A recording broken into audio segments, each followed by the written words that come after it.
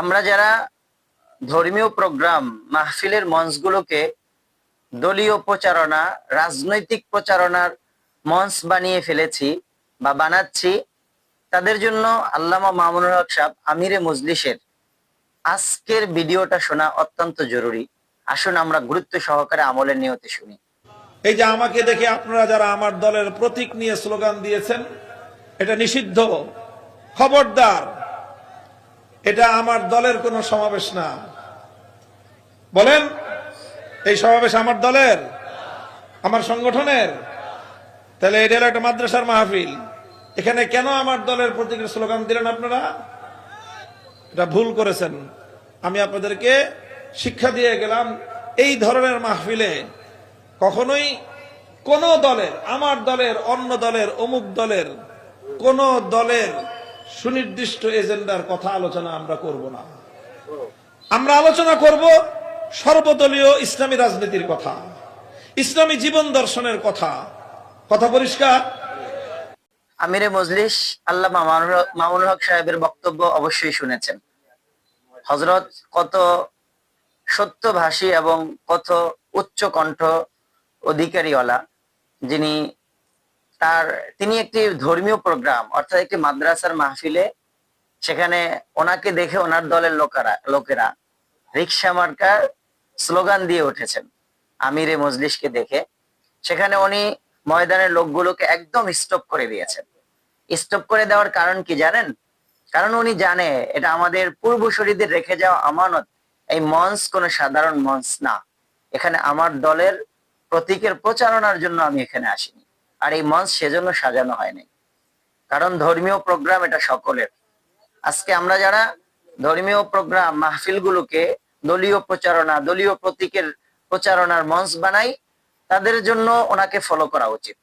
সাথে বাংলাদেশে যিনি খানকায়ে পীর ময়দানে বীর আল্লামা রেজাউল করিম পীর সাহেব এবং ফয়জুল করিম পীর সাহেব হাফিজাহুল্লাহ, ওনাদেরও একটা রীতি এবং আদর্শ আছে।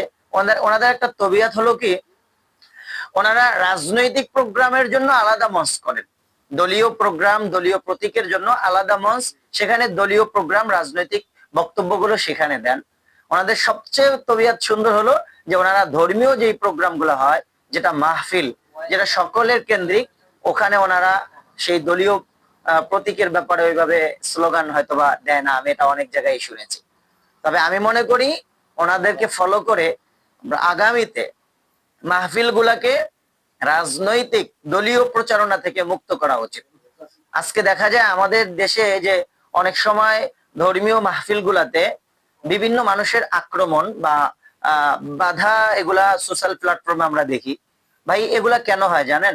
আমার ক্ষুদ্র মেধায় এতটুকু ধরেছে যে আজকে দেখেন, আমরা যখন একটি মসজিদ বা একটি মাদ্রাসা কেন্দ্রিক বা একটি যুব সমাজ কেন্দ্রিক একটা মাহফিলের আয়োজন করি, সেখানে কিন্তু দল মত নির্বিশেষে সবাই বেনিফিট দিয়ে বা সবাই হাদিয়া দিয়ে, টাকা দিয়ে এরপরে মাহফিল গুলা করা হয়।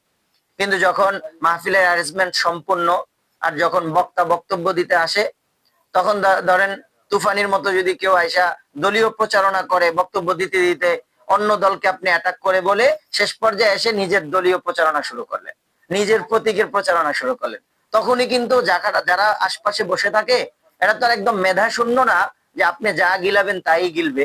তখনও কিন্তু এরা চওড়া হয়ে ওঠে। আর আমরা তখনই তাদেরকে বলি আবু জাহেলের বাচ্চা, কাফেরদের মতো আচরণ, এটা কোনো মুসলমানদের কাজ না। আরে ভাই, আপনি কাজটা করলেন কি? আর এখন উনি বললে ওনাকে আপনি আবু জাহেল বানিয়ে দিচ্ছেন। এই কনসেপ্ট গুলা থেকে আমাদের বের হতে হবে এবং এই মাইন্ডসেট আপ থেকে আমাদের মুক্ত হওয়া জরুরি। এবং ধর্মীয় মাহফিল এটা আমাদের পূর্বসূরীদের রেখে যাওয়া আমানত। এটা সকলের দাওয়াতের ক্ষেত্রে, সকলকে দিন শিক্ষা দেওয়ার ক্ষেত্রে এই মাহফিল গুলা হওয়া উচিত। এখানে কোন দলীয় প্রচারণা, দলীয় মার্কার প্রচারণা এখানে হওয়া উচিত না, আমি এটা মনে করি।